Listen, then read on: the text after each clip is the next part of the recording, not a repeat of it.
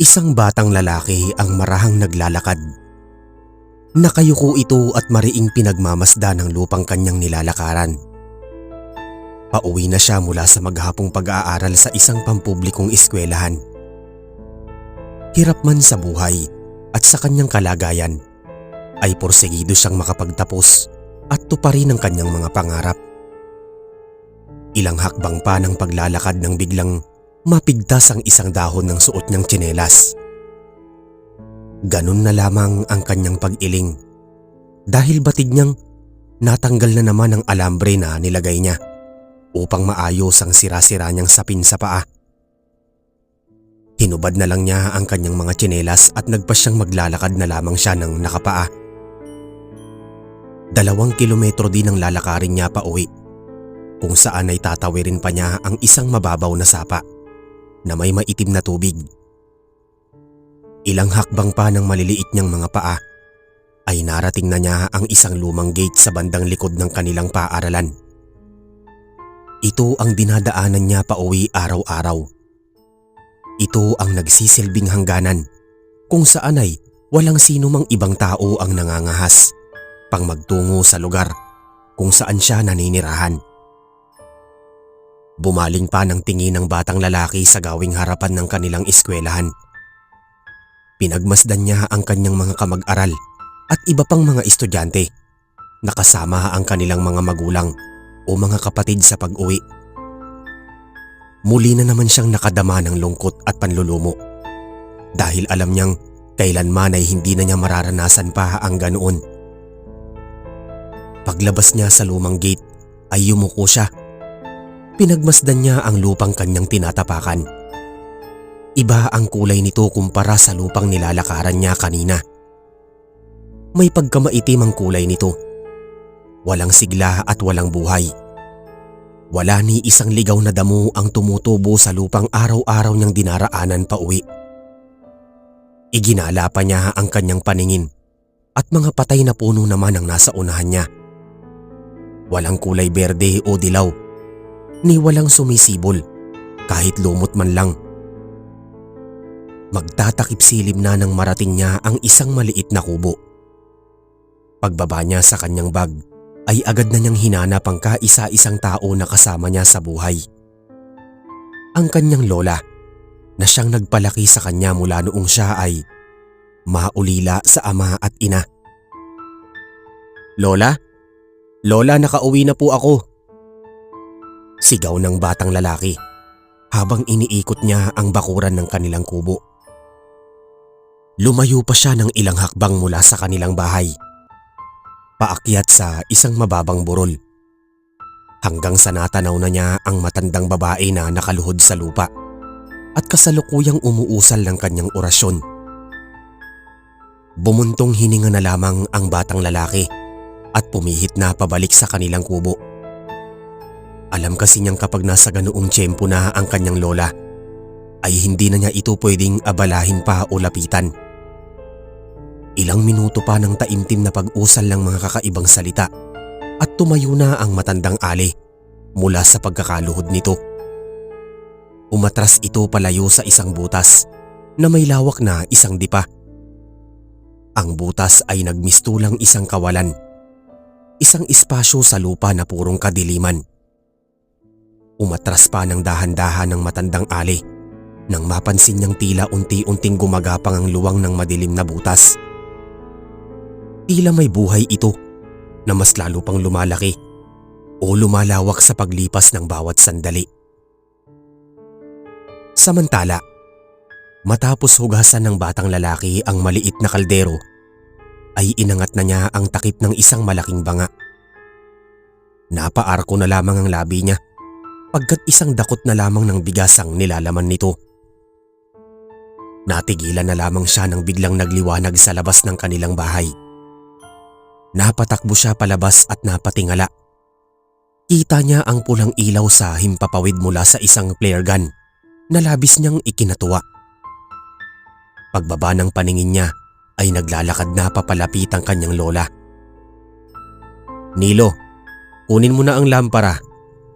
Dumating na naman ang ating rasyon." Wika ng matandang ali bago nito kunin at hatakin ng isang maliit na kariton. Mabilis namang kumilos ang batang lalaki upang kumuha ng digaas na lampara na siyang pailaw nila sa kanilang pupuntahan. Tinungo nilang maglola ang hangganan ng kanilang sityo. Nang marating na nila ang isang bakod, ay binuksan nila ang isang baol na yari sa metal. Namilog ang mga mata ng batang lalaki.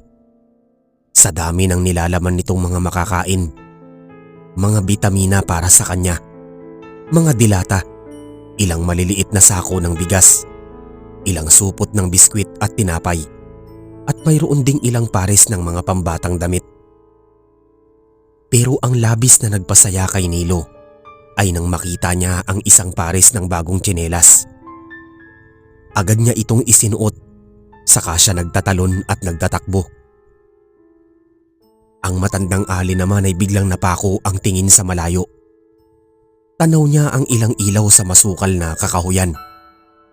Alam niyang may mga tao na naroon na nakamasid sa kanila, kaya mas binilisan na nito ang pagkuha ng mga pangangailangan nila na sasapat sa loob ng isang buwan. "Nilo, tara na. Kailangan na nating umuwi," saad ng matandang ali habang tulak-tulak nito ang maliit na kariton. Hindi na nagluto pa ang maglola. Nagbukas na lang sila ng isang sardinas na isinabay nila sa tinapay. Matapos nilang makakain ng kanilang hapunan, ay sinabihan na ng matandang ali ang kanyang apo na matulog na ito dahil maaga pa ang pasok nito sa eskwelahan kinabukasan. Makaraan ang 2 araw. Bumaba mula sa isang tricycle ang isang babae sa tapat ng isang paupaang bahay. Sinalubong siya kaagad ng isang ginang na siyang nagpapaupa sa maliit na konkretong bahay. "Nako, napaaga naman yata ang dating mo. Ang akala ko sa Makalawa ka paluluwas," saad ng ginang bago nito bitbitin ng isang maleta na dala ng dumating na babae. "Mas inagahan ko na ho talaga ang pagluwas, Aling Juana. Sabik na rin po kasi akong makabalik dito sa Tagam," tugon ng babae. "Tignan mo nga naman ano. Uhugin ka pa lamang noon at iyakin noong umalis kayo ng buong pamilya mo dito sa ating baryo. Pero ngayon isa ka ng ganap na guro na napakaganda." Nagagalak na wika pa ng ginang. Naglakad na silang dalawa papasok sa paupahang bahay. Maaliwalas ang loob nito kahit hindi ganoon kaluwang. Mayroon itong isang kwarto, maliit na espasyo na nagsisilbing sala at maliit na kusina kung saan ay naroon na rin ang kainan. Ipinagawa ito ng panganay ko noong binata pa siya. Pero hindi rin naman niya natirahan ng matagal dahil noong nakapangasawa na mas pinili naman nilang mag-asawa na doon na sa syudad tumira. Salaysay ng ginang. Tumangu-tango na lamang ang dalagang guro habang sinusuyod nito ng tingin ng buong kabahayan. Yung banyo nga pala nasa likod lamang nitong bahay. Pinapaayos ko pa ang bubungan nun dahil marami ng tulo kapag maulan ng panahon." Dagdag pa ni Aling Juana. Dumukot ang babae sa bag nito. Inilabas niya ang isang pahabang pitaka. "Heto po, Aling Juana. Bayad ko po para sa 2 buwang renta." Wika ng guro sabay abot sa kaukulang halaga. "Nako, hindi mo pa naman kailangang magbigay agad ng renta. Pero yaman na din na lamang na may maiaabot ka na, di kukunin ko na nang may pandagdag ako sa aking puhunan." Nakangiting sambit ng ginang bago nito abuti ng perang bayad sa renta. "Siya nga po pala, Aling Juana. Pansin ko ho kanina doon sa may bukana ng baryo na maraming mga nakapwestong mga sundalo. Nagbalik po ba ang mga rebelde sa ating mga kabundukan?" Usisa ng guro. "Ay oo. Matagal nang nagtayo ng isang kampo ang mga militar dito sa ating baryo. Pero hindi naman daw dahil sa may mga rebelde pang umaaligid dito. Kung ano man ang eksaktong dahilan kung bakit sila naririto walang nakakaalam." Mahabang tugon ng ginang Ganun po ba?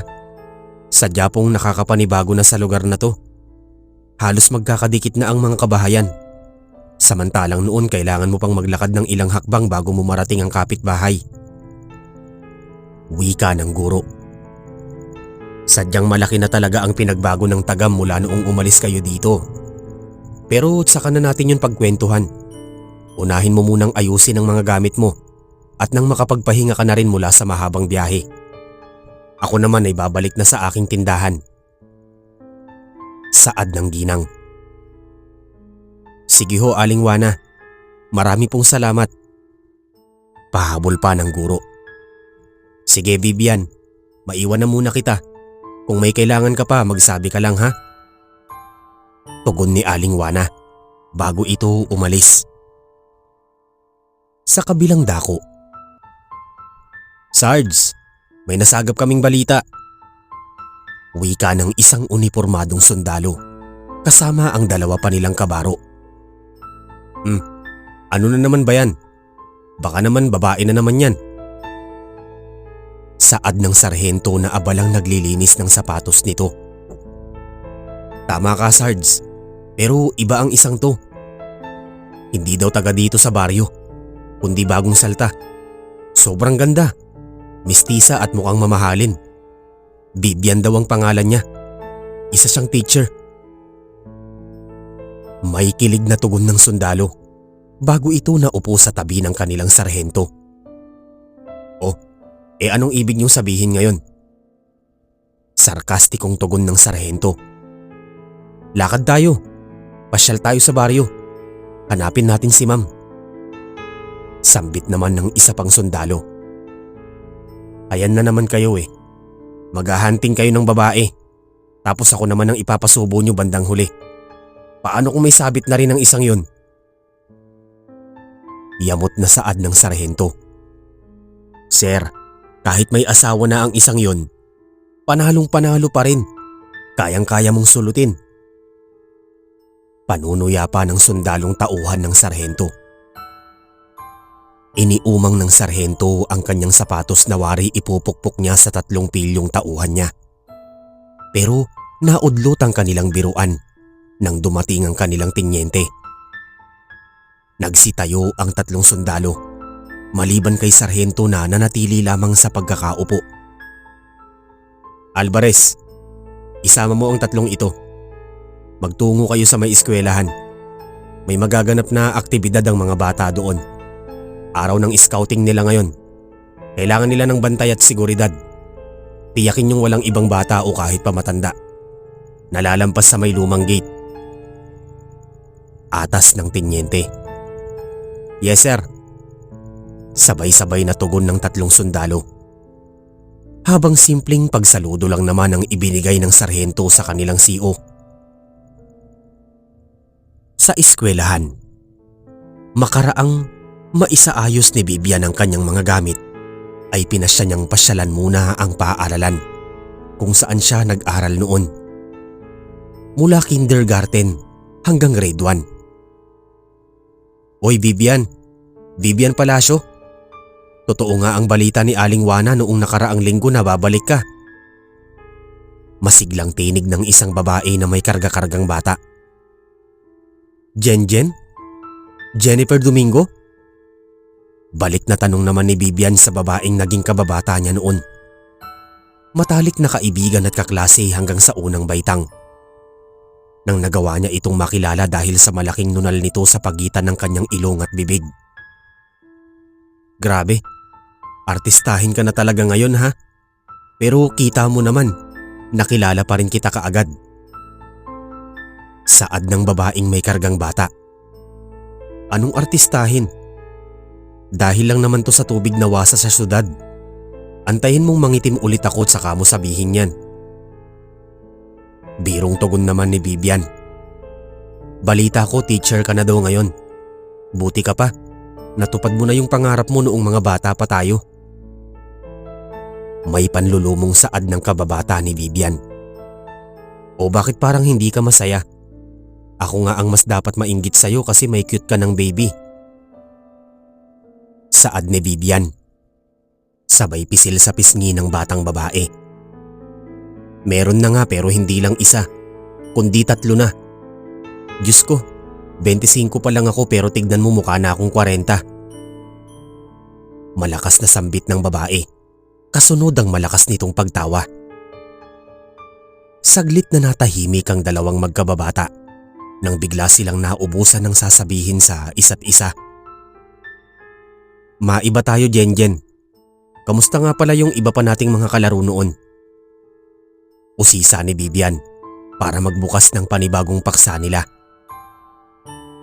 Si Josie, may ilang taon na ring wala dito. Nakapangasawa ng taga-kabilang baryo at doon na pumirme. Palibhas ay may tampo sa magulang kaya hindi na nagpapakita dito mula noon. Si Nimpa naman nagtungo na ng Maynila at bibihira na kung umuwi dito. At si Agnes naman nasa Amerika na. Inuwi na nung asawa niyang Kano. Kwento ni Jenjen. So ikaw na lang pala talaga ang naiwan dito? Saad ni Vivian. Nagkibit balikat lang naman ang kanyang kababata bilang tugon. Naglakad-lakad pa sila sa may hardin ng paaralan hanggang sa nakahanap sila ng malilim na parte kung saan ay may mauupuan sila. Habang nakaupo sila ay palinga-linga si Vivian. Napapangiti siya sa mga batang nakikita niya na naghahabulan at naglalaro sa ilalim ng araw. Di pa nagsisimula ang seremonya ng kanilang scouting, kaya kanya-kanya munang likot ang mga bata. Hanggang sa mahagip ng tingin ni Vivian ang isang batang lalaki na sa tansya niya ay nasa 7 o 8 taong gulang na. Maayos ang damit nito, malinis at mukhang bago. Ngunit halata na tila kulang ito sa paligo. Di gaya ng ibang mga bata na nakauniforme na pang Boy Scout at pang Girl Scout. Ang batang nakikita niya ay normal na damit panlakad lang ang suot. Mag-isa lang ito sa tabi at wala ni isa ang pumapansin. Tumayo si Vivian. Nilingon muna niya ang kanyang kababata na noon ay abala ng nagpapadede ng anak nito. Tinungo niya ang kinauupuan ng batang lalaki at naupo siya sa tabi nito. Hello, estudyante ka rin ba dito? Anong pangalan mo? Mga paunang tanong ni Vivian sa batang lalaki. Tumango muna ang bata bago ito nagpakilala. Ako po si Danilo. Nilo po ang palayaw ko. Saad nito. Ako naman si Vivian. Teacher Vivian. Sa Lunes na ako mag-uumpisang magturo dito. Pagpapakilala ng dalagang guro. Napangiti ang batang lalaki at napalingon sa magandang muka ng bagong guro. Kayo po ba ang kahalili ni Ma'am Maribel? Kayo po ang bago naming teacher? Masayang tinig ni Nilo. Tumango si Vivian bilang tugon. Kalakip ang matamis ng ngiti. Grade 2 ka na pala. Ilang taon ka na ba? Usisa pa nito sa batang lalaki. Opo ma'am. Mag-8 years old na po ako sa susunod na buwan. Magalang na tugon ni Nilo. Sa di kalayuan. Sarge. Ayun si Ma'am Vivian. Yung nakaupo sa may puno ng kamatsili. Yung may katabing batang lalaki. Pagnguso ng sundalong kasama ng sarhento sa pagpapatrolya. Napanganga lamang ang sarhento at bumilis ang pintig ng kanyang puso. Napako ang kanyang mga mata sa isang dalagang tila, isang diamanting nagniningning sa ganda. Sarge. Sarge, ayos ka lang ba? Usisa ng kasama niyang sundalo. Ha? Oo naman. Bakit naman hindi? Pautal-utal na wika ng sarhento. Ano Sarge? Panalo ba ha? Tila nanunuya pang wika ng sundalo. Tumangutango lang naman ang sarhento na di na maibaling pa ang tingin sa iba. Samantala, biglang nabura ang matamis ng ngiti sa labi ni Nilo. Bigla ring napako ang tingin nito sa dako kung nasaan ang lumang gate. Nakita niyang nakatayo doon ang kanyang lola. Matalim ang mga mata nitong nakatitig sa kanya. Tumayo bigla ang batang lalaki at tinungo na nito ang kinatatayuan ng kanyang lola. Napasunod naman agad si Vivian dahil sa palagay niya ay may kailangan ng matandang ali sa apo nito na mukhang hindi na maipagpapaliban. Magandang araw ho, Nay. Pagbati ni Vivian sa lola ni Nilo.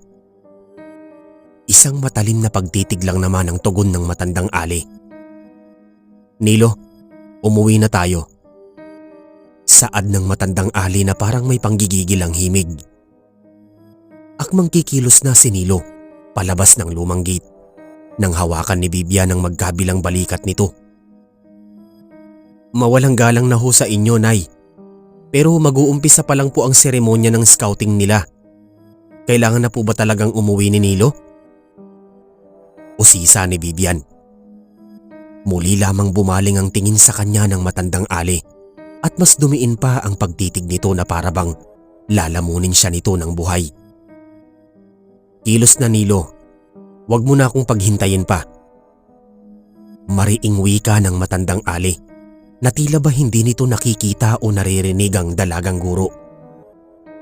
Nagpumiglas ang batang lalaki sa pagkakahawak ni Vivian bago ito patakbong lumabas ng lumang gate. Akmang hahabol pa sana si Vivian nang may humawak at humatak sa kanyang balikat. Kung ako sa'yo ay hahayaan ko na lang sila. Tinig ng isang lalaki sa kanyang likuran. Bumaling patalikod ang dalagang guro at isang matipuno at makisig na lalaki ang nakita niya na nakauniporme at may tangan na mahabang baril. Matagal silang nagkatitigan at nagpakiramdaman hanggang sa pumiglas si Vivian sa kamay ng sarhento na nakakapit pa rin sa balikat niya. Umirap ang dalagang guro sa sundalo bago ito walang kibo na naglakad palayo. Napakamot lang naman ng ulo ang sarhento at napailing ng ilang ulit. Nagbalik si Vivian kung saan nakaupo ang kanyang kababata. Muli siyang naupo at napahalukip-kip sa pagkayamot. Anong klase bang matanda yon? Kung ituring niya yung bata parang utusan lang niya o alila. Ngit-ngit ni Vivian dahil sa di kaaya-ayang pakikitungo sa kanya ng lola ni Nilo. Hoy, pasalamat ka na lang at walang ginawa sa'yo yung matandang yun. At buti na lang pinigilan ka kanina ni Sarhento. Saad ni Jenjen na nakita rin ang naganap sa may lumang gate. Bakit? Sino ba yung matandang yun? At ano naman ang drama ng isang yun? Yamot na usisa ni Vivian.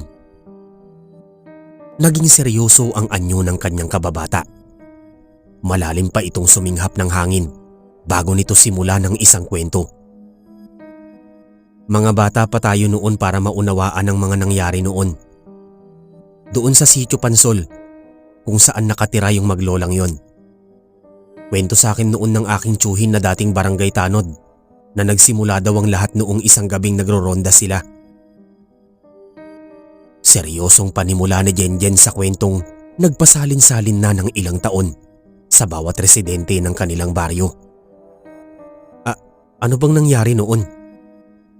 Tanong ni Vivian. Yun daw yung gabi na sinalakay ng mga nakakatakot na halimaw yung buong sitio. Isa daw sa mga naging una nilang biktima ay yung ina ni Nilo. Pero bago pa naganap ang pagsalakay isa-isa nang nagsisiwalaan ng ilang mga alaga nilang hayop. Suspecha ng marami noon na may kinalaman yung matandang yun.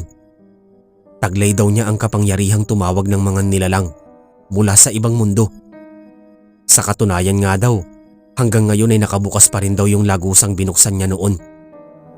Ganti daw niya yun sa lahat ng mga taong humahamak sa angkan nila. Dagdag pang salaysay ng ginang habang hinihili nito ang kanyang anak. Parang ang hirap naman yatang paniwalaan yan. Di kumbinsidong saad ng dalagang guro. Bakit di mo suriing mabuti? Kahit tumayo ka lang doon malapit sa lumang gate, makikita mo na ang matibay na ebidensya. Ang lugar kung saan naninirahan ng matandang yon ay matagal nang isinumpa. Wala nang ibang nilalang na pwedeng mabuhay doon kundi tanging sila na lang na maglola. Ang mga tao at mga hayop ay lumikas na. Ang mga puno at mga halaman ay puros patay na. Ang buong sityo ay nilamon na ng sumpa dahil sa pagbubukas ng lagusang yon. Konklusyon ng ginang ayon sa kwentong narinig niya noon. Posible kayang yun din ang dahilan kung bakit ginusto noon ng aking ama na lisanin na ang baryong ito? Saad ni Vivian. Abay malamang yun na nga.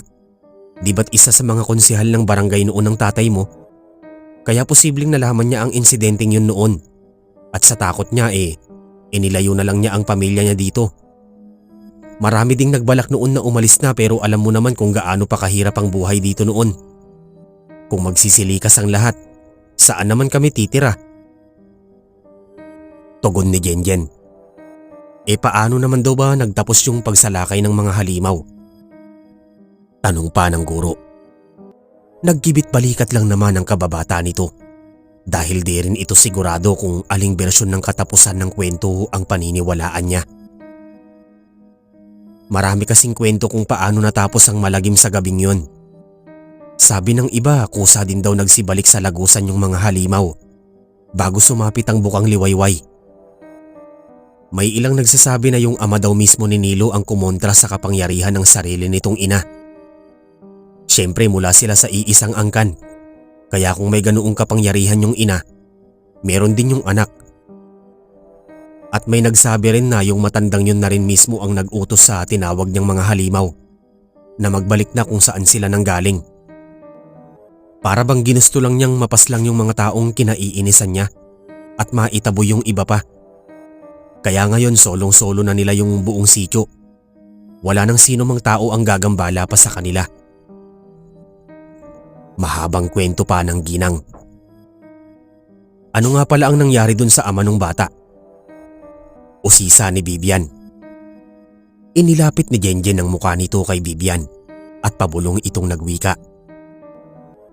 3 araw matapos ang gabing yon, nagpakamatay daw yung ama ni Nilo. Pero ayon sa ibang matatanda, posible daw na ginawa siyang alay ng kanyang ina. Mahinang sambit ni Jenjen. Napamaang na lamang si Vivian matapos niyang marinig ang buong kwento ng pamilya ni Nilo. Hati ang palagay niya. May bahagi ng isipan niya na gustong maniwala sa kwento, pero may parte pa rin sa isip niya na hindi basta-basta maniniwala hanggat hindi ito mismo nasasaksihan ng mga mata niya. Kinagabihan, ganap ng 6:00 nakaluhod si Nilo sa lupa. Ilang hakbang mula sa madilim na butas. Wala itong pang-itaas na damit, kaya kitang-kita ang mahahabang pilat nito sa kanyang likod. Nakatayo ang kanyang lola sa kanyang likuran. Nagpapausok gamit ang mga tuyong dahon ng nyog habang umuusal ito ng isang orasyon. Tahimik lang naman ang batang lalaki at bakas sa anyo nito ang takot. Marami ulit ang ginagawa ng kanyang lola ang ritual na ito. Pero hindi pa rin nasanay ang loob niya, lalo na't gagamitin na naman ng kanyang lola ang dugo niya para ialay sa madilim na lagusan. Matapos mag-orasyon ng matandang ali ay lumuhod na ito sa likuran nga ng bata. Dinampot nito ang matalas na punyal na siyang gagamitin niya upang hiwain ang likod ng kanyang apo. Napakunot ang noo at napangiwi na lang ang labi ni Nilo sa hapdi at kirot. Humihiwa na sa kanyang musmus na katawan ng punyal kasabay sa pag-agos ng kanyang dugo. Sinahod ng matandang ali ang mapulang likido gamit ang biyak na bao ng nyog. Halos isang mangkok din ang tinipon nitong dugo bago nito pahiran ng lunas ang bukas na sugat ng bata. Naluha sa hapdi si Nilo pero pinilit nitong pigilan ng pagtangis. Dahil mahigpit na bilin ng kanyang lola na wag itong lilikha ni kaunting ingay habang nagaganap ang ritual. Tumayo na ang matandang ali, dala ang bao ng nyog na naglalaman ng sariwang dugo ni Nilo. Sumenyas muna ito sa kanyang apo at naunawaan naman agad ng bata ang nais niya. Tumayo na si Nilo at dinampot ang kanyang damit Umatras na siya ng marahan palayo na di inaalis ang tingin sa kanyang lola. Lumapit naman ang matanda sa madilim na butas at paikot nitong ibinuhos ang dugo ng bata. Tila may buhay naman na kumikibot-kibot ang butas na animoy, nakabukas na bunganga ng isang halimaw. Napangiti ng kapiraso ang matandang Ali dahil tagumpay na namang muli ang kanyang ritual. Dumating ang araw ng Lunes.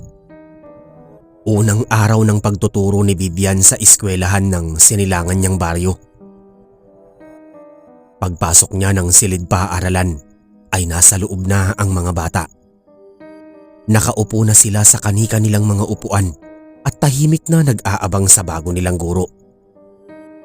Isang bakanting upuan ang napagtuunan ni Vivian ng pansin. Hinanap muna niya ang muka ng batang si Nilo hanggang sa makumpirma niyang sa batang lalaki ang bakanting upuan. "Okay, good morning class." Bati ni Vivian sa mga mag-aaral sa ikalawang baitang. "Good morning ma'am." Sabay-sabay na tugon ng mga bata. "Ako nga pala si Miss Vivian Palacio. Ako ang magiging bago niyong teacher." Masayang tinig ng guro. Iba-iba ang naging unang reaksyon ng mga bata. May tila naguguluhan pa at naninibago. May naiilang pang tumingin sa kanya at ang ilang batang lalaki naman ay hindi maitago ang labis na paghanga sa ganda ng bago nilang guro. Nabaling ang tingin ni Vivian sa may pintuan nang dumating ang hinahanap niyang estudyante. "Good morning po ma'am. Sorry I'm late." Matamlay na saad ni Nilo na namumutla ang anyo. Malalim ang kanyang mga mata na parang kulang sa tulog. At gaya nung unang makita ito ni Vivian, ay tila kulang din ito sa paligo. Lumapit ang guro sa batang lalaki at inakay na niya ito patungo sa bakanting upuan. Nang mapadiin ang hawak niya sa likod ng bata ay napaaray si Nilo. Dahil nasagi ng guro ang sugat ng bata ay muli itong nagdugo. Bumakas sa puting uniforme ni Nilo ang kulay na pula. Agad na kinabahan si Vivian kaya hindi na siya nag-atubili pang dalhin sa principal office ang bata. Doon ay sinuri nila ang sugat sa likod ni Nilo. Nilapatan nila ito ng pampaampat ng dugo at benda at pinainom na rin nila ang bata ng gamot. Pero pansin ni Vivian na tila normal na lang sa mga faculty member ang ganitong senaryo. Di lang isang pilat ang nakita niya sa likod ni Nilo, kundi marami at halos patong-patong na. Pero wala man lang nag-aalala ng husto. Ni wala siyang narinig na gusto nilang kastiguhin ang lola ng bata na alam naman nilang siyang may kagagawan. "Sige na Teacher Vivian, bumalik na kayo sa room ninyo." Wika pa ng principal na parang walang anumang nangyari. Nangunot ang noo ni Vivian at pinagmasdan niya isa-isa ang bawat faculty member sa loob ng silid na kinaroroonan nila. May nakikita siyang dalawang guro na nagbubulungan. May patuloy lang sa pagtipa sa harap ng computer at may ilan naman na nagtatawanan pa habang nagkikismisan. Kumuyom ang kamao ni Vivian at nais na sana niyang magtaas ng boses upang kumprontahin ang lahat. Pero nadama niya ang pagpisil ni Nilo sa braso niya. Nang yumuko siya upang lingunin ng bata, ay umiling lang ito sa kanya, kasunod ang pilit ng ngiti. "Tara na po ma'am, okay na po ako." Saad ng batang lalaki bago ito naglakad palabas ng silid. Buong maghapon namang nagpamalas ng sigla at husay si Nilo sa kanilang klase. Tila hindi iniinda ng musmos niyang katawan ng mahabang hiwa sa kanyang likod. Pero mariin pa ring nakabantay sa kanya si Vivian sa bawat sandali. "Goodbye ma'am." Paalam ng mga bata matapos ang kanilang klase kinahapunan. "Bye, ingat kayo sa pag-uwi mga bata." Tugon naman ng dalagang guro. Huling tumayo sa upuan si Nilo. Marahan ito sa pagkilos at ingat na ingat sa paglagay ng backpack sa kanyang likod. Palabas na siya ng pintuan ng, "Nilo, pwede ba kitang makausap?" Pagtawag ni Vivian.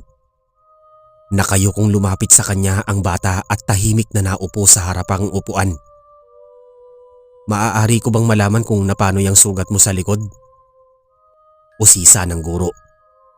Umiling lang ang bata na nakayuko pa rin. "Huwag kang matakot magsabi sa akin, Nilo. Kakampi mo ko." Pangungumbinsi pa ni Vivian sa bata.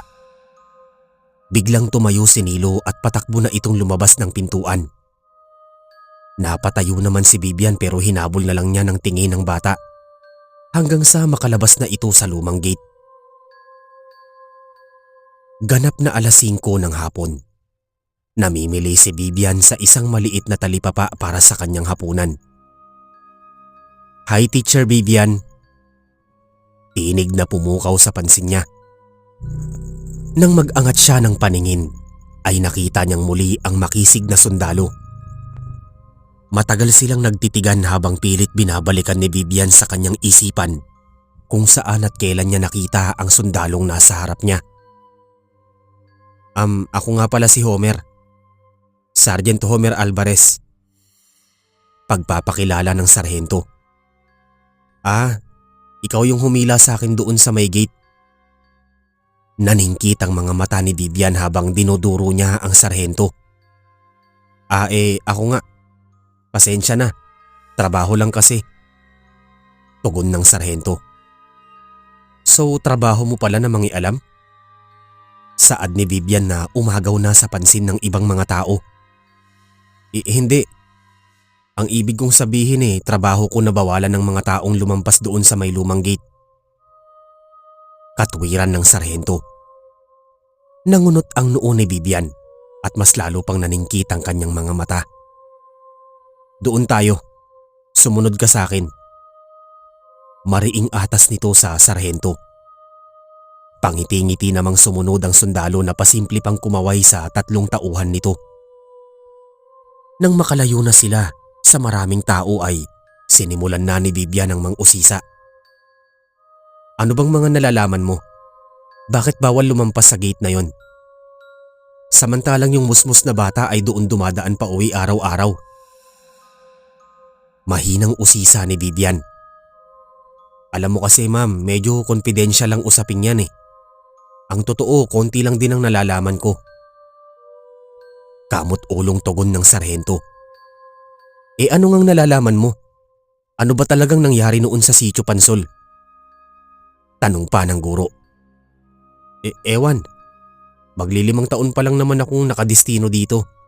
Kaya sumusunod lang lagi ako sa utos ng CO namin. Ang sabi nila, dead zone na daw ang lugar na yon. Kontaminado na ng iba't ibang mga virus at bakterya na maaaring makasama sa kalusugan ng tao. Yun lang ang alam ko. Maniwala ka." Paliwanag ng sarhento. Muling naningkit ang mga mata ng guro. Alam niyang hindi nagsasabi ng buong katotohanan ng sundalo, kaya baliwala na rin ang ginagawa niyang imbestigasyon. "Alam mo rin ba ang nangyayari doon sa bata? Alam mo ba kung ano ang ginagawa ng sarili nitong lola sa kanya?" Dagdag pang mga katanungan ni Vivian. Wala na akong alam dyan. Basta ang utos sa amin wag na naming pakialaman ng maglolang yon. Ewan ko nga rin kung bakit takot na takot sila sa matandang yon."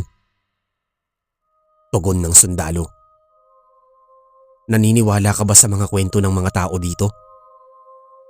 Pabulong na wika ng guro. "Dayo lamang ako sa lugar na to, kaya mas mainam na yung maniwala ako sa sinasabi nila. Mahirap na. Baka may mangyari pang masama sa akin. Baka gawin pa akong pangit ng matandang yon." Saad ng sarhento bago ito humalakhak. "Ewan ko sa'yo. Diyan ka na nga." Maktol ni Vivian at iniwan na nito ang sarhento. Pailing-iling lang naman ang sundalo pero hindi maikubli ang tuwang nadarama. Dahil sa ilang sandali nilang pag-uusap ng babaeng napupusuan niya. Isang buwan ang lumipas. Sa loob ng isang buwan ay madalas pa ring magkita at mag-usap sina Vivian at Sargento Alvarez. Bawat pag-uusap nila ay laging ang tungkol sa Maglola at Sitio Pansol lamang ang nais talakayin ng guro. Kaya nakikisabay na lang din ang sarhento at nagkukunwaring interesado din itong ungkatin ang misteryo ng sinumpang sitio. Hanggang sumapit ang isang gabi. Maalinsangan ang panahon kaya lumabas muna ng barracks ang sarhento para magpahangin. Habang minamasdan nito ang maaliwalas na himpapawid, ay nakikipagpalitan ito ng mensahe sa dalagang guro via messenger. Sa muling pagtingala niya para makaisip ng sasabihin sa chat, ay napukaw ang pansin niya ng isang pulang liwanag sa himpapawid. Sa dako kung nasaan ang isang outpost sa kabilang dulo ng Sitio Pansol. Madalas na niyang matsyempuhan ng ganoong tanawin na nagaganap kada isang buwan. Noon ay hindi niya ito binibigyang kahulugan. Pero ngayon ay biglang magbabago ang kanyang pananaw. Bago pa man maupos ang pulang liwanag na pula sa flare gun, ay may isa pang liwanag na pumaitaas. Sa pagkakataong ito ay dilaw naman yun, at sa tingin niya ay mas malayo ang pinagmulan nun, na para bang may nagbigay ng tugon sa pulang liwanag na nauna. Dito na napaisip ang sarhento kung ano ang kahulugan ng mga hudyat na yon sa himpapawid. Nagpalinga-linga siya sa paligid, pero wala nang ibang kabaro niya ang nag-uukol ng atensyon sa mga pailaw na yon. Ibinulsa na niya ang kanyang telepono at nilingon niya ang kanyang motor. Ilang minuto din ang layo ng Sitio Pansol mula sa kanilang kampo, pero alam niyang hindi siya maaaring dumaan sa sentro ng baryo pagkat may mga nakatalagang bantay doon, at tiyak na sisitahin din siya kapag sinabi niyang dadaan siya sa may lumang gate ng eskwelahan. Nais niyang mag-imbestiga na walang makakaalam, kaya sumakay siya sa kanyang motor. Pagdaan niya sa may gate ng kanilang kampo, ay sinabi niyang tutungo lang siya sa may sentro dahil may kailangan lang siyang bilhin. Nang makalayo na siya at narating na niya ang parting kakahuyan sa gilid ng daan, ay pinarada na niya ang kanyang motor sa isang tabi. Tinahak niya ang madilim na kakahuyan at tutunguhin niya ang kabilang dulo ng sitio. Halos kalahating oras din siyang naglakad ng may pag-iingat, hanggang sa matanaw niya ang ilang mga ilaw sa gawing unahan. Naupo siya at nagkubli sa matataas na damo at mga ligaw na halaman. Sinipat niyang mabuti ang dako kung saan niya nakikita ang mga pailaw, hanggang sa maaninag na niya ng husto kung sino ang mga naroon. Mga unipormadong sundalo sila, na sa bilang niya ay nasa 6 o 7. Una niyang namukaan ay ang tinyente, kasama ang ilang mga tauhan nito. Sa gawing harapan ng mga sundalo ay nakita niya ang matandang ali na may bitbit na lampara. May kung ano silang pinag-uusapan na di naabot pa ng pandinig niya, kaya pinasya niyang mas makalapit pa. Dumapa siya at gumapang hanggang sa marating niya ang paanan ng isang malaking puno. Dito siya muling nagkubli at tahimik na nakinig sa usapan ng tinyente at ng matandang ali. Patuloy lang ang paglawak ng butas. Halos 2 dipa na sa ngayon at lumalaki pa sa bawat sandali.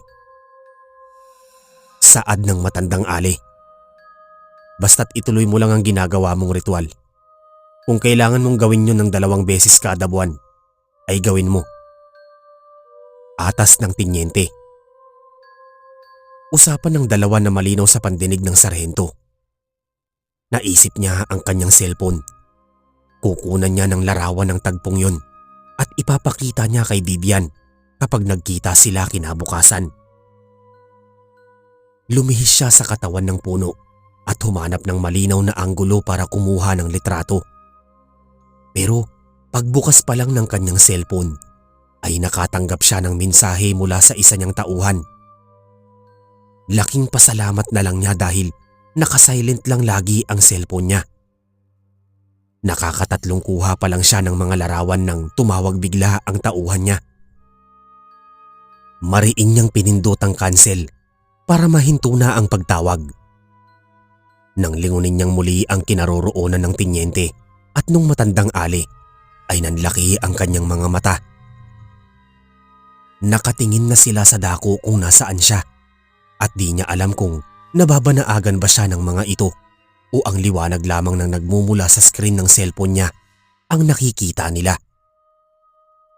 Madilim sa pwesto ng sarhento pero di nakaligtas sa matatalim na mga mata ng matandang ali ang liwanag ng hawak niyang cellphone. May nagmamanman sa atin. Saad ng matandang ali, sabay turo nito sa masukal na damuhan sa ilalim ng malaking puno. Lumingon ang tinyente sa mga tauhan nito at sumenyas na alamin ng mga ito kung sino ang nagmamanman sa kanila. Dali-dali nang tumayo ang sarhento nang makita niyang kumikilos na ang mga tauhan ng tinyente patungo sa pinagtataguan niya. Patakbo na siyang nagbalik kung saan niya iniwan ang motor niya hanggang sa nagawa nga niyang mailigaw ang mga sundalong naghahanap sa kanya. Tiniyak muna niyang nakalayo na sila bago niya paandarin ang kanyang motor. Tapos ay mabilis na niya itong pinaharurot pabalik sa kanilang kampo. Kinabukasan, nahuli na naman sa pagpasok si Nilo. Napansin agad ni Vivian na namumutla na naman ito at balisang-balisa. Nang lapitan ng guro ang bata ay umiwas na ito sa kanya na para bang ayaw nitong magpahawak. Pero sinundan pa rin ito ni Vivian hanggang sa upuan nito. Marahan niyang hinipo ang likod ng bata at sa simpleng pagdampi lamang ng kanyang palad ay napangiwi na sa hapdi ang bata. Marahang inilislis pataas ni Vivian ang damit ng bata at napatakip na lang siya ng kanyang bibig. Dalawang panibagong hiwa na naman ang nasa likod ng bata. Sa ibaba lamang ng halos kakahilom lang na dati nitong sugat. Muling dinala ni Vivian ang bata sa principal office upang ipagamot at ipalinis ang sugat nito. Pero sa pagkakataong ito ay hindi na siya mananahimik na lang. Aalamin na niya sa iba pang mga guro at sa mismong principal kung bakit tila normal na lang na makita nilang sugatan ng kanyang estudyante. Humuhugot pa lamang ng lakas ng loob si Vivian para magsalita at mang-usisa nang biglang dumating ang sarhento. "Vivian, kailangan nating mag-usap." Hingal na sambit ng sarhento. Hinawakan ng dalagang guro ang kamay ng batang lalaki at isinama na niya ito palabas ng faculty room. "Bakit parang hapong-hapo ka? Saan ka ba nanggaling?" Usisa ni Vivian habang naglalakad sila. "Mamaya ko na idedetalye ang lahat. May ipapakita ko sa'yo at may kailangan ka ring malaman." Di mapakaling tugon ng sarhento na tila may pinagtataguan o iniiwasan. Nang marating na nila ang hardin ng eskwelahan, ay nagkubli sa likod ng matataas na halaman ng sarhento. Inilabas nito ang kanyang cellphone at pinakita niya ang nakunan niyang mga larawan. May kadiliman ng 3 larawan pero makikita pa rin ang 7 katao na nagtitipon sa masukal na parte ng kakahuyan. 6 na unipormadong mga sundalo at isang matandang ali na nakasuot ng purong itim na kasuotan at nakahawak ng lampara. "Ano sa tingin mo ang kaugnayan nila? Bakit nakipagtagpo ang tinyente sa lula nitong si Nilo?" Tanong ng sarhento. Malalim na nag-isip si Vivian, ngunit wala siyang maisip na ideya o eksplenasyon. Sabay silang napatingin sa batang lalaki sa pagbabaka sakaling ang bata na mismo ang makakasagot sa mga katanungan nila. Pero tuliro lamang ang bata at mangiyak-ngiyak ang mga mata. "Mula pa kaninang madaling araw ay patago-tago na ako. Hindi ko alam kung paano nalaman ng tinyente na naroon ako nung nakaraang gabi. Buti na lang at natunugan ko na gusto niya akong makita at makausap ng sarilinan. Pero masama ang kutob ko. Baka may kung ano na siyang binabalak sa akin dahil sa nakita ko." Wika ng tinyente na nanunuyo na ang lalamunan sa uhaw. Natigilan sila nang makarinig sila ng mahihinang pagtawag. "Sarge! Sarge! Nariyan ka ba?" Mahinang sambit ng isa sa 5 sundalo na tauhan ng seryento. Hinawi ng sarhento ang mga halaman na pinagtataguan niya. Dito kayo dali. Saad nito. Marahan namang kumilos ang mga tauhan niya habang palinga-linga. Sarge, kanina ka pa namin hinahanap. Di na mapakali si Tenyente. Kulang na lang ay magbaba na siya ng shoot to kill order laban sa'yo. Ano ba kasing ginawa mo? Usisa ng sundalong malapit sa sarhento. May natuklasan akong lihim na marahil ay ayaw niyang malaman ng iba. Nakita ko siya. Nakausap ang matandang nakatira sa sinumpang sityo. Hindi ko alam kung anong ugnayan nila. Pero mukhang magkasabwat silang dalawa. Totoo nga yata ang haka-haka sa kampo na balak gamitin ng Tenyente ang lagusan para bumuo ng sarili niyang hukbo. Tugon ng sarhento. Isang hukbo? Hukbo ng mga halimaw? Pero ano namang mithiin niya upang makaisip siya ng ganoon? Tanong ng guro. Upang magkamit siya ng kapangyarihang hihigit sa lahat.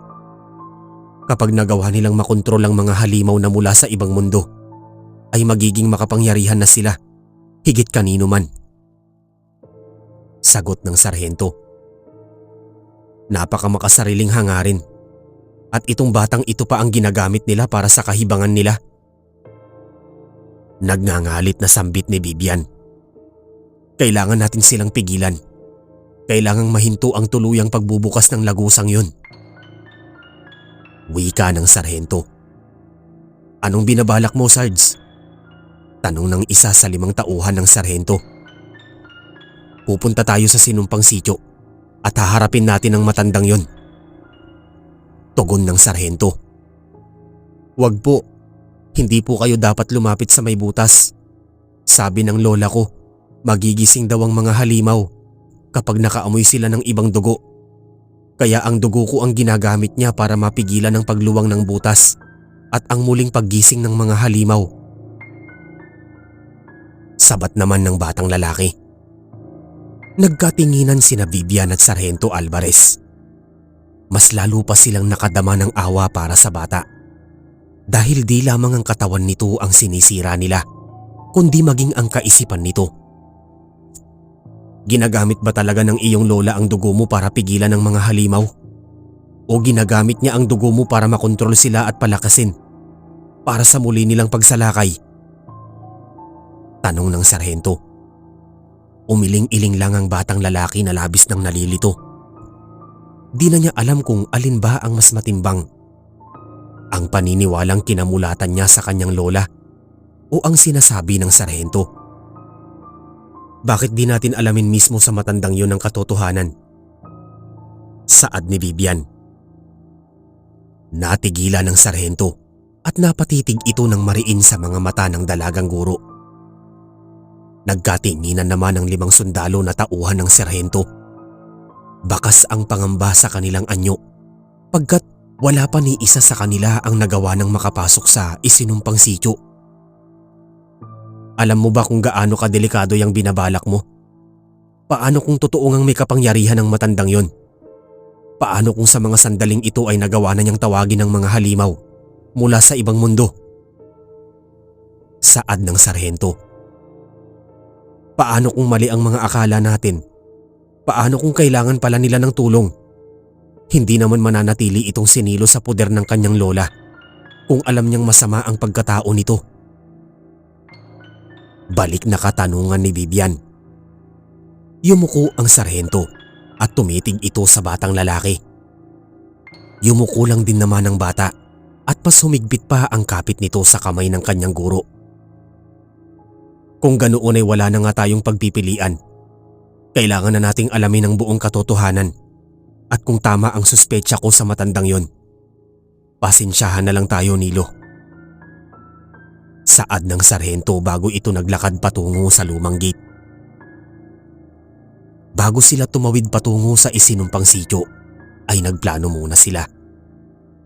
Lopez, Ignacio at Castro, kayong 3, kayo ang sasama sa amin.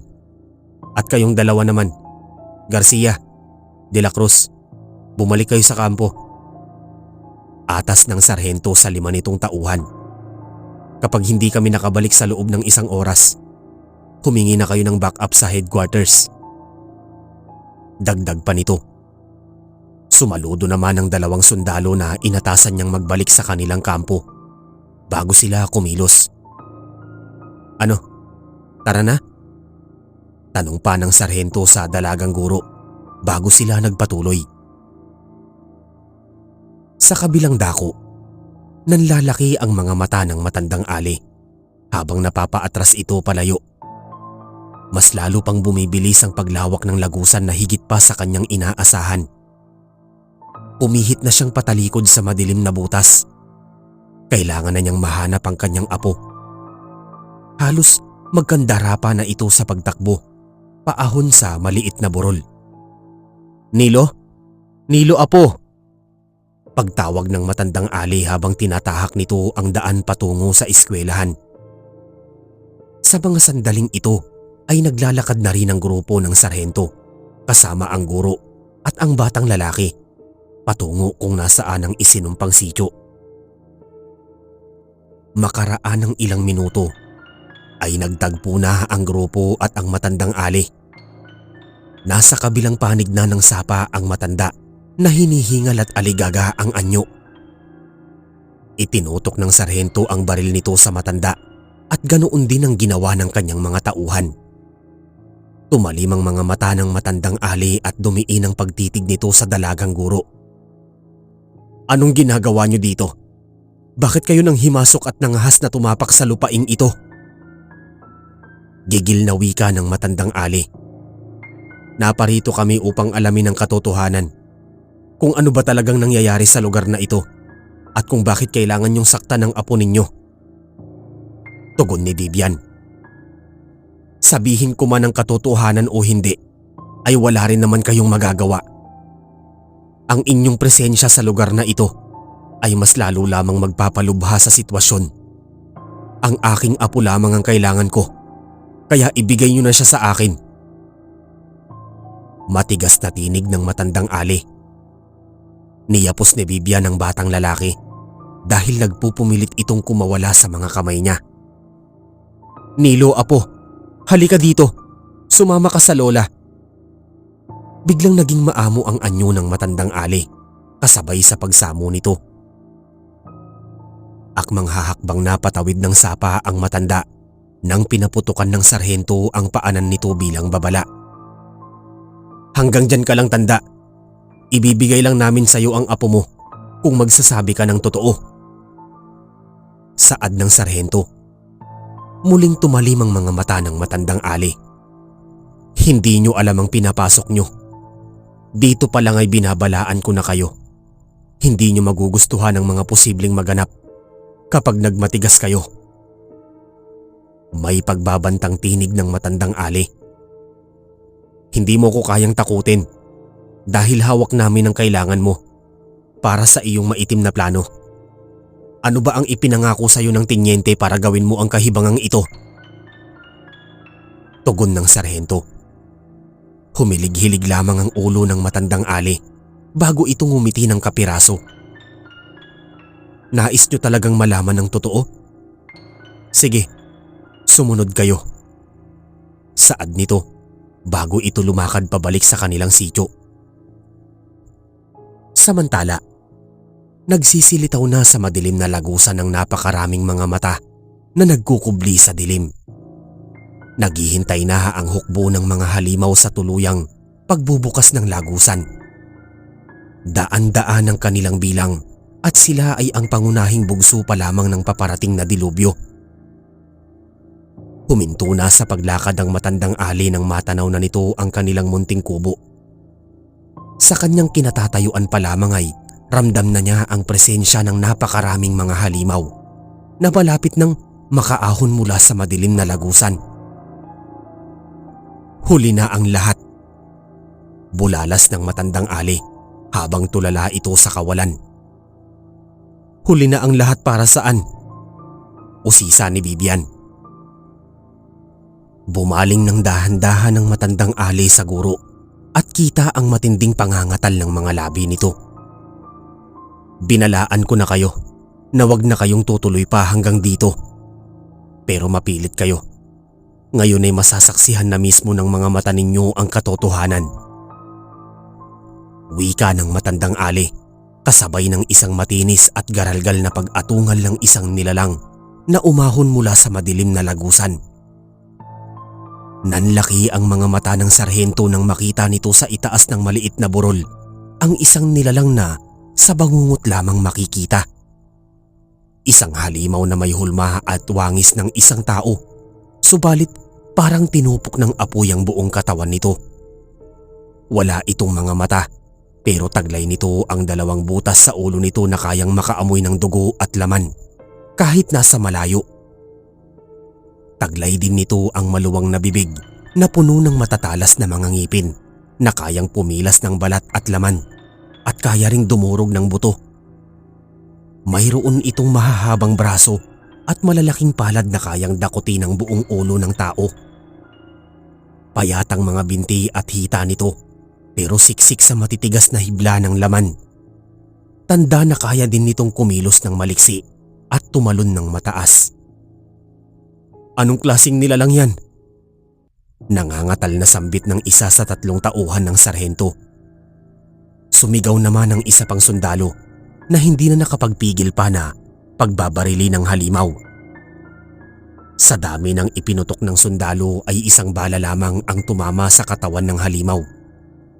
Bumaling na ito sa kanilang dako at pumorma na para umatake. Pinakalma ng sarhento ang kanyang kumakabog na dibdib at inasinta niya sa ulo ang halimaw. Bago pa man makalundag pa ibaba ng burol ang halimaw, ay sumabog na ang ulo nito sa isang tama ng bala. Naging kampante ang anyo ng grupo dahil ang akala nila ay hanggang doon na lamang ang lagim na kakaharapin nila. Ilang sunod-sunod na pagpalaho pa ng mga halimaw ang narinig nila at sa pagkakataong ito ay tila ba nagkalat na sa paligid ang mga nilalang mula sa ibang mundo. Naalarma naman ang sundalong nakabantay sa may outpost nang marinig nito ang sunod-sunod na putok ng baril. Agad nitong inilabas ang isang flare gun at ipinutok niya ito pa itaas. Napatingala naman ang matandang Ali nang makita niya ang pulang liwanag sa himpapawid. Patakbo na itong pumasok sa kanilang kubo upang kunin ang flare gun na gamit nito sa pagbibigay ng hudyat. Isinalpak niya ang pulang pailaw, hudyat na nasa pulang alarma na ang sitwasyon. Paglabas niya mula sa kubo ay ipinutok na niya ang pailaw pa itaas. Agad naman nang nagradyo sa kanilang kampo ang sundalong nakabantay sa may outpost nang makita nito sa himpapawid ang pulang hudyat mula sa matandang Ali. Atras! Kailangan na nating umatras! Saad ng sarhento nang makita nila ang napakaraming halimaw na isa-isa nang nagsisilitaw mula sa kabilang panig ng burol. Bukod sa mga halimaw na naglalakad sa kalupaan, ay may nagsilitaw na ring mga halimaw na may pakpak na animoy mga buitre sa ere na naghahanap ng bangkay na lalapain. Ayan na sila! Umalis na tayo dito!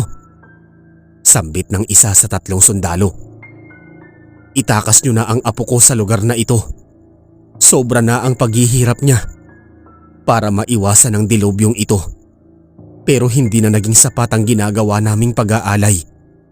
Tuluyan nang nagbukas muli ang lagusan. May pagsamong wika ng matandang Ali. Vivian, tara na! Kailangan na nating lumayo sa lugar na to! Sigaw ng sarhento bago nito kargahin ang batang lalaki. Huminto naman ang 2 niyang tauhan upang i-cover ang kanilang opisyal. Pinaulanan nila ng mga bala ang mga halimaw gamit ang mahahaba nilang baril. Nasa tabi lang naman ng sarhento ang isa pang sundalo upang bigyang proteksyon ng batang lalaki na tila ba siyang unang pinupuntirya ng mga halimaw na lumilipad. Habang si Vivian naman ay pilit pa ring hinahatak ang matandang Ali upang isama nila sa pagtakas. Tara na po, sumama na po kayo sa amin. Saad ni Vivian. Umiling-iling lamang ang matandang Ali bago ito lumuhod sa lupa. Ayoko na, pagod na ako. Sambit nito na naluluha. Ma'am Vivian, kilos na. Mas lalo pa silang dumarami. Sigaw ng isa sa dalawang sundalo na siyang pumupuksa sa mga papalapit na halimaw. Mabigat man sa loob ng dalagang guro na iwan ng matanda, ay wala na siyang magagawa pa. Bumitaw na siya sa kamay nito at patakbo na niyang sinundan ng sarhento. Di pa man sila nakakalayo ay nakarinig na sila ng mas marami pang putok ng baril mula sa kanilang unahan. Lumantad ang batalyon ng mga sundalo na pawang mga armado ng malalakas na kalibre ng baril. May ilan pang may mga armas na pampasabog at baril na bumubuga ng apoy. Isa-isang nagsisitumbahan ng mga pasugod na halimaw sa kalupaan at parang mga langaw naman na nagbabagsakan ng mga nagliliparang halimaw. Nakahinga ng maluwag sina Vivian at ang sarhento dahil sa pagdating ng mas marami pang mga sundalo. Unti-unti ay nauubos na ang bilang ng mga halimaw sa bawat pagputok ng baril at sa malalakas na mga pagsabog. Nabalot ng usok ang buong paligid kasabay sa pagpalahaw ng mga halimaw habang binabawian sila ng buhay. Ceasefire! Ceasefire! Sigaw ng tinyente nang wala na silang namamataang halimaw na umaatake. Sarge! Sarge! Ayos lang ba kayo? Pagtawag naman ni Garcia at De La Cruz, ang dalawang tauhan ng sarhento na inatasan niyang magbalik sa kanilang kampo upang humingi ng dagdag na puwersa. Lola, ang lola ko. Saad ni Nilo nang matanaw nito ang kanyang lola na nakahandusay. Teka sandali lang Nilo. Paghabol naman ni Vivian sa bata. Dinaluhan ng dalawang sundalo ang nakahandusay na matanda. Kinapa nila ang pulso nito at nalaman nilang buhay pa ito pero labis nang nanghihina. Nang pinatihaya nila ang matanda ay nakita nila ang mahahaba nitong mga sugat mula sa mga kalmot ng mga halimaw. Halos mawakwak din ang isa nitong hita dahil sa pagkagat at pagkaladkad sa kanya ng mga nilalang. Lola! Lola ko! Hagulgol ni Nilo na nakaluhod sa tabi ng sugatang matanda. Nilo, apo ko, patawarin mo ko. Paus na tinig ng matandang ali bago ito sumuka ng dugo. Hindi na rin magtatagal ang isang yan, kaya hayaan nyo na. Wika ng tinyente sa dalawang sundalo na nilalapatan pa ng lunas ang mga sugat ng matanda. Nagtangis ang mga bagang ng sarhento sa inasta ng kanilang opisyal. Nais na niya itong sugurin pero hinarang lang siya ng ibang mga sundalo bago siya dinisarmahan ng mga ito. Kinuhanan din ng mga armas ang 5 pang sundalo na tauhan ni sarhento. Naglakad pa ang tinyente paakyat sa maliit na burol at nanlaki ang mga mata nito dahil sobrang lawak na ng lagusan. Tiyak na marami pa ang darating. Mas malalakas at mas mahirap puksain. Kaya isa na lang ang nalalabing paraan. Wika ng tenyente. Naglakad ito pabalik. Hinablot nito sa braso ang batang lalaki at hinatak niya ito paakyat sa burol. Teka sandali, anong gagawin mo? Anong gagawin mo sa bata? Pasigaw na tanong ni Vivian.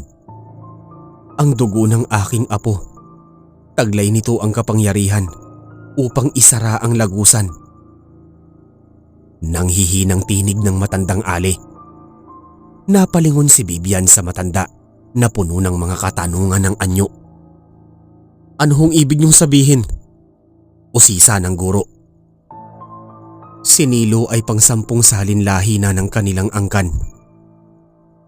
Sila ay nagmula sa lahi ng mga manggagaway at mga babaylan. Lubhang makapangyarihan ng dugong dumadaloy sa mga ugat nila. Pero marahil ay unti-unti nang humihina ang kapangyarihan nito sa pagdaan ng bawat henerasyon. Kuwento ng matanda sa paus nitong tinig. Gaya ng kanyang lolo at ng kanyang ama, tungkulin ng batang ito na ibigay ang kanyang buhay para sa kapakanan ng nakararami. Wika ng tinyente bago nito hugutin ang matalas nitong kutsilyo. Gaano karaming dugo niya ang kakailanganin? Tanong ng sarhento. Lumingon sa kanya ang tinyente. Hanggang sa huling patak. Tugon nito bago nito inumang sa liig ng bata ang patalim. Sandali, huwag mong gawin yan! Sigaw ni Vivian. Ito na lamang ang tanging paraan. Tungkulin kong protektahan ang kapakanan ng mas nakararami. Kaya mas mabuti na ang pagsasakripisyo ng isang buhay lamang.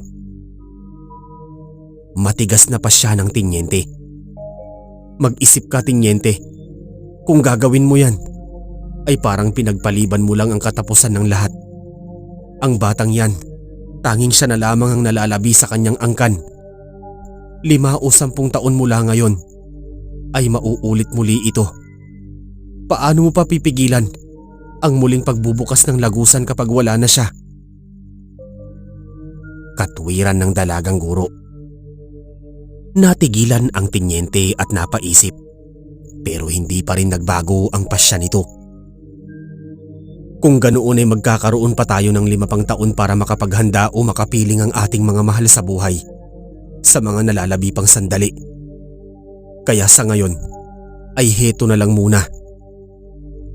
Saad nito bago nito muling iniumang ang patalim. Isang paghalakhakang pumalahaw na nagpahinto sa tinyente. Isa kang hangal, tinyente. Akala mo ba ay basta-basta mo nalang gigilitan ng liig ang apo ko at gagana na ng kusa ang kanyang dugo upang isara ang lagusan? Wika ng matandang ali. Anong sinasabi mo, tanda? Tanong ng tinyente. Kakailanganin pa ng isang ritual para gumana ang kapangyarihang taglay ng kanyang dugo. At ako lamang ang may kakayahang gawin ang ritual na yon. Maubo-ubong wika ng matandang ali. Sinasabi mo bang ginawa mo rin ang ritual noon bago mo tapusin ang buhay ng sarili mong anak? Saad ng tinyente. Naluha ang mga mata ng matandang ali.